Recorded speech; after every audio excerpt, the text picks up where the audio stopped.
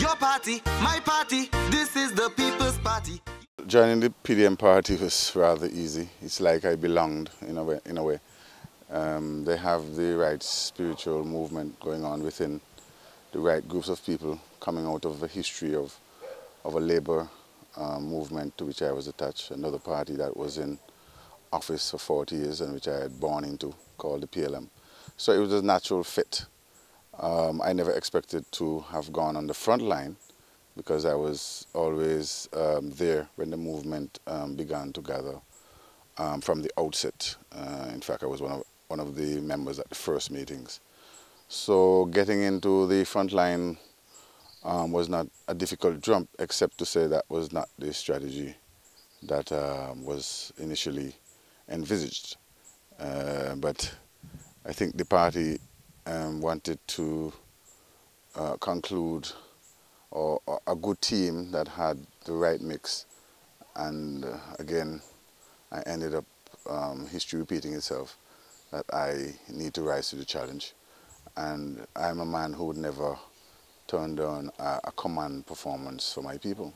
Yes, what I like about the PDM is it is naturally predisposed to offering to the people a degree of a balanced approach to development that includes them in the development of Montserrat. I think that Montserrat needs to be built on the people who live here, both the Montserratians and the new Montserratians, who are the CARICOM nationals, and also the expat community who have held Montserrat to be their home for many, many years now. And what is happening is that we have seen ourselves being shifted quite unintentionally into a new paradigm of trying to attract foreign direct investment at the expense of the resettlement, recovery and redevelopment of the people who first occupied the island. So, I mean, by instinct, the people who have gathered in PDM are the original people, the original Montserratians who want to be and have always been part, have had their small businesses, they have had their gardens, they have had their relationships, and all of these things are being set aside. And so you have like a mini revolution that they have started to retake the island and reposition it and make it back the way the Caribbean used to be. Well, I'm not very different from the folks already on the front line, not very. I've come out of the same fabric from the labor class of Montserrat. I grew up on a plantation. I understand the spirit of plantation. I understand the spirit of having our own and being part of something. I'm a hard-working man. It just so happens that my family was fortunate to be in a position to have educated me properly. I'm a Kean University, Harvard University, University of London, London School of Economics student. And I'm also a University of the West Indies student. I spent a lot of my life studying, you could say, but that's because of grandmother and father and mother and everybody who wanted me to be the best. Yeah, after being educated by my grandmother for my formative years, because my father, my mother, they worked a lot in my early years in the Virgin Islands, and so you could say I grew up having a prosperous life. I didn't know what the earnings, how did they come by them, and the hard work and the perseverance. And I didn't know much about the community, but as I said, I lived in a community and was a part of a community and just lived by the rules of the community, enjoyed my life. In 1982, I had a tragic accident, and I was in hospital for about 9 months, more than, and then reconstructive surgery in England, and had steel pins in me. I ended up being a challenge student, the first one at the Munster Secondary School. I had some really tough times because some people are kind of intolerable, but the principal at the time and most of the teachers and the students, all of my friends supported me. I did still end up, as I continued life, to be #1 in my class. I was just like academically gifted from an early age. And got best O-level passes and went straight on to college in the Virgin Islands because my father already had established there. And it was just from one university to the next. And after that 1982 event, and just lying there, you get to see your life pass before you and the lives of others. And sometimes you want to live and sometimes you want to die. And then from that, I decided, maybe by some spiritual guidance as well, that I would dedicate my life to more honorable things. And I became more active in junior politics of PLM and just boldly went from one thing to the other in looking after people. And in 1998, I built my first house myself with my own money that I had worked for. And notwithstanding, I had some kind of gifts from my father and my mother and some from my grandmother. I wanted to do this by myself. By 94, I was married to the girl I met in high school. And by 95, my life was in disarray with the eruption of the Soufriere Hills volcano. And all along, I was just seeking to contribute. I actually brought the radio station into my house. We went through a hurricane during that same period, and the radio station ran from my house for at least 6 months. And I just followed my mission to make a contribution from resettling the radio station where it is now, which is temporary. Thank God they're building a new and proper home for it, which is long overdue. And then it was that to politics in 2001, because I gave my heart, you could say, wholeheartedly to people purpose. And I was elected and served with John Osborne, the greatest leader this country has ever had. And that, just catapulted me into the public limelight, so to speak. And I was called upon to do one thing or the other. And here I am today again, getting back into politics, because I thought I had kind of retired early and just wanted to do what I could do on this side. But, we have some serious issues arising now, which my memory is being rekindled about, and my heart is moving and my spirit is telling me. And I'm feeling better now that I've committed myself to join the PDM force. Well, all of the people in PDM, we come from different walks of life, but we're the same people. Same origin of hard work and little play. And when we work with all our might. I mean, as you can see, Emile Jubri, he came out of halfway point going east, called Stratham's. Knew him most of my life. He worked assiduously to bring potable water to the north and all over the country. It was not the British who built the water infrastructure in Montreal, it was the Canadians. So I knew Emile from since then.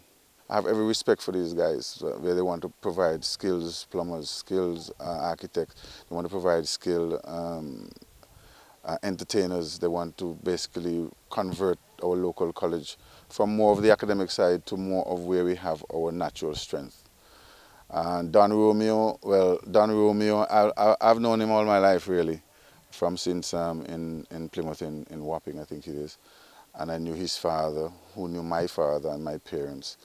But we were not close until he started, I think, sometime in the early 90s, right after the volcano. Even before the volcano, he was always like a little rebel, looking out for some rights of somebody. He was like what we call a social activist. And he used his journalistic or painting skills as well. And then in post volcano, he was like, black magic, just trying to get the right things done. And I think he just simply stepped up, and fortunately it was during the same time the same guy was head of government. And again, Don was leading from behind. Nobody was thinking of people having to be fed, people having to be housed in public buildings, and that these needed to be properly catered for and that there was a international responsibility on the part of the UK for this. And he sped right ahead, wrote letters, got other people to write letters, and it became like an instinct for the government to start to think in, you know, real human terms. So all of the systems which grew after that, to me, came out of one man trying to say that we should do these things. And even the people who were beneficiaries were like, is he crazy? Is anybody going to do all these things for us? You know what I mean? No, we are just like ordinary people, and they didn't think that, you know, there was this real responsibility and that anybody would really want to. Don ran into the recession and the immediate aftermath of the volcano. And lots of us started to write. I myself penned something about the British because they took a long while to respond to the volcano. In fact, Don ran around the Caribbean and the UK trying to get the British to do what happened eventually, which was to accept demonstrations as British citizens. We were at the time considered something called British Dependent Territory citizens and had no right of abode in the United Kingdom. And they had constructed, even while Don was protesting and people like me were writing that we were being excluded from England, they concocted a Camp Lightfoot in Antigua. They had another camp in Guadeloupe. We were going to be evacuated and held in islands in the Caribbean, anything but for us to come to England.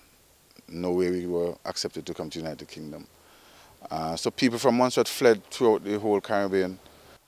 Eventually, I think it was coincidental more than all the pressures that we were trying to bring in what we were writing. And even the Jamaican Prime Minister, P.J. Patterson, went to the United Nations and said, listen, tell the British, if the British government doesn't want to take care of their own responsibility, I mean, let him hand the people over to Jamaica and the CARICOM and let's see what we could do. But it was becoming too much.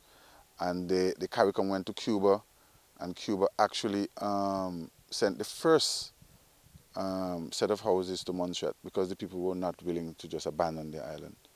And that was the CARICOM village. But during the transit of those houses to Montserrat, somewhere between Cuba and Jamaica, there was a correspondence that is in the record between the British and the Jamaicans, which held up the houses in Jamaica on the boat.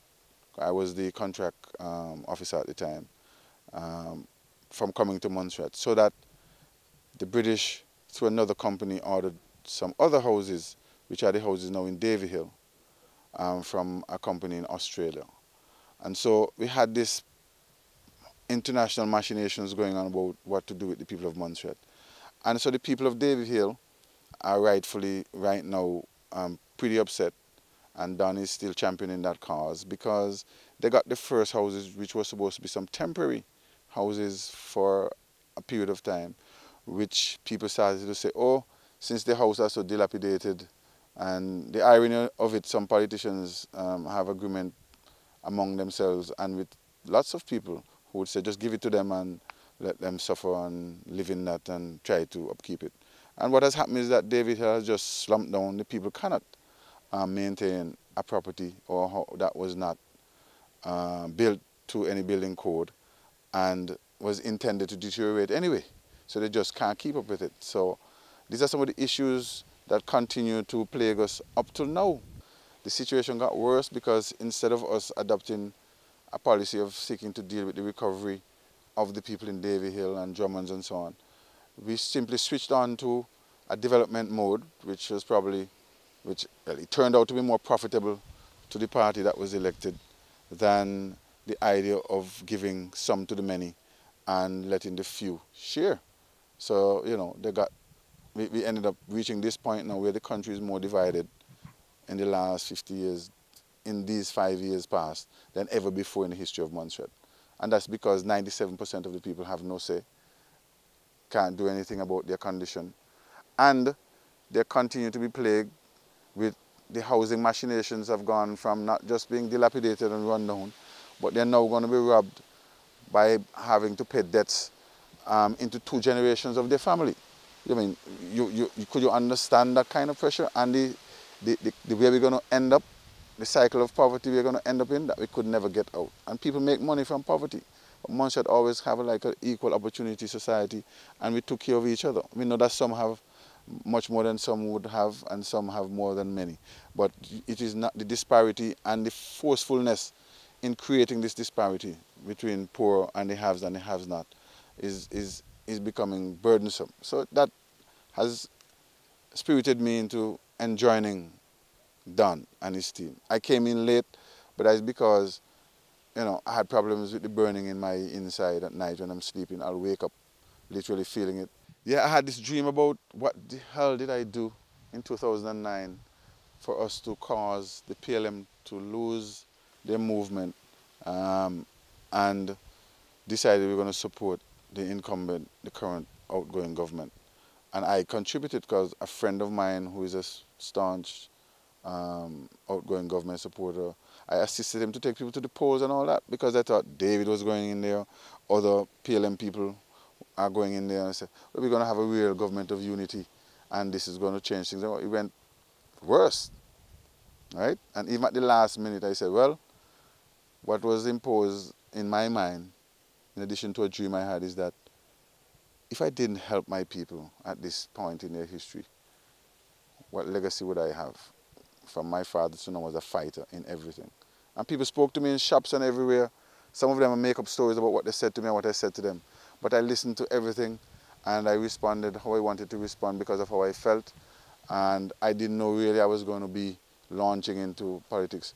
But it doesn't bother me that people are saying, oh, you're coming in late because you want to be this or you want to be that. What really has brought me here is the compassion that I have and the feelings that have developed in me, because I can see what is happening. And there is no place to live in Montserrat if you're not going to be yourself. I mean, there is no kingdom in Montserrat. It's just that people have to live with each other. All of the great men I've known in Montserrat, their greatness have been about how very mellow they became and altruistic, and that they gave back. And I think from my history, is the natural side you want to be on, is Don's side. You got to give yourself a chance. The best way to give yourself a chance, give Don a turn. Let Don lead our country. Your party, my party, this is the people's party. Your party, my party, everybody got